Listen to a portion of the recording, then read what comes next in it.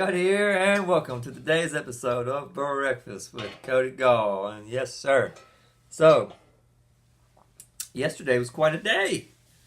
Two people seem to have had a life-altering day yesterday. One of which we saw coming. Jeff Sessions is out. The other was a bit of a surprise, pleasant surprise. Jim Acosta is no longer welcome at the White House. So I'm going to talk about those two gentlemen today. I got hairs all over the place, looking befuddled. So, Jeff Sessions was the Attorney General of the United States of America from towards the beginning of Trump's term until yesterday, November the 7th. And now today, November the 8th, we have an acting Attorney General. I believe his name is Whitley. I should have wrote that down. It definitely starts with a W. And I don't know anything about the guy, except one thing. There's one thing I do know about the guy, and that he has not recused himself from the Mueller investigation like Jeff Sessions did. So that technically now means this guy I know nothing about is now in charge of the Mueller investigation. Just like that, overnight. Poof. Mueller is no longer in charge of his own investigation as this rogue entity off by itself doing whatever it feels like doing. It now has to answer to a boss. Overnight. That change has been made. Interesting development. So Jeff Sessions, there's two schools of thought. I just am not happy with my hair situation. There we go. So there's two schools of thought on Jeff Sessions. One is the QAnon people. They say that Jeff Sessions was doing all this super secret stuff and we should trust Sessions. Trust Sessions. Well, I wonder what the QAnon people think now that he was fired.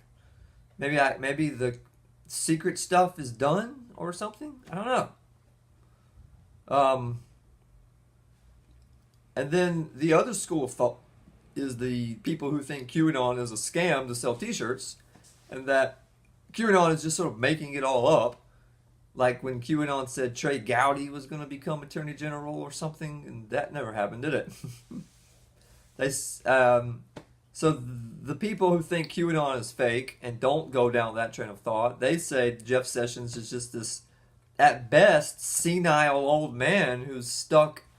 He's not stuck in the 50s. It's more like he's stuck in the 80s. He's stuck in a boomer mindset. But like a Fox News boomer mindset. It'd be great if he was stuck in the 50s. But he's not. He's like stuck in the 80s. Which is a terrible thing. He's stuck in boomer Walmart land. And if that's one possibility, and another possibility is that he's highly compromised. And Mueller is got so much dirt on him for something that he's been controlling him. I've heard rumors that Sessions may have been in the KKK when he was literally like a teenager. And so saying that Jeff Sessions was in the KKK as a teenager is like saying a black guy was a Blood or a Crip as a teenager. It's like, is that really going to condemn that person for life because they made bad decisions as a teenager? I don't know. But if there's some picture of teenage Jeff in a Klan outfit, that's, bad. But it's not a problem anymore, is it? Because Sessions is out. I personally believe kind of both, honestly. I believe that there was a lot of stuff going on behind closed doors and that there was dirt on Sessions. And that both Mueller and Trump had that dirt. And both Mueller and Trump were kind of controlling Sessions with that dirt. And that occasionally Trump would show up and say, sign off on this, sign off on that. keep it a secret, or I'll release the dirt. And then Mueller is like, let me do this, let me do that, or I'll release the dirt. And boy, it must suck to have dirt on you, be in a position of power. Because me personally, I know I got dirt on me in the form of my internet activities from a long time ago, but that's why I put it out on my channel. So everyone knows the truth about me. I got a couple secrets I'm still keeping, but I would tell them. And it's nothing bad. I've told the bad stuff. I mean, so it's like, there's no dirt on me, and I'm old enough now to know not to allow there to be dirt on me, because you never know what you're going to be in 20 or 30 years. So it's just better to be a good person and do the right thing rather than keep a bunch of secrets. And, go figure. It actually is better to live your life that way. So that's Sessions. And then Acosta, boy, whoo, I love it. That one thing I'm going to miss having Acosta not in the White House are all these Trump-Acosta moments. But it's not just that he was banned from the White House. He has lost his secret security clearance to be anywhere near the president. So he can't go to the White House or follow Trump around or anything. He's banned from having any access to the president of the United States of America. So there will be no more Jim Acosta Trump throwdowns. But in case you missed it, yesterday there was another Jim Acosta Trump throwdown. And it's some girl just like came out of nowhere. And God bless her soul. She was fierce. There's no way this girl just decided on her own to try to grab Jim Acosta's microphone. She must have been instructed or told. There must have been some cue she was given. Go get that microphone from him, because she forcefully went and tried to take that mic from him. But that's her job, apparently.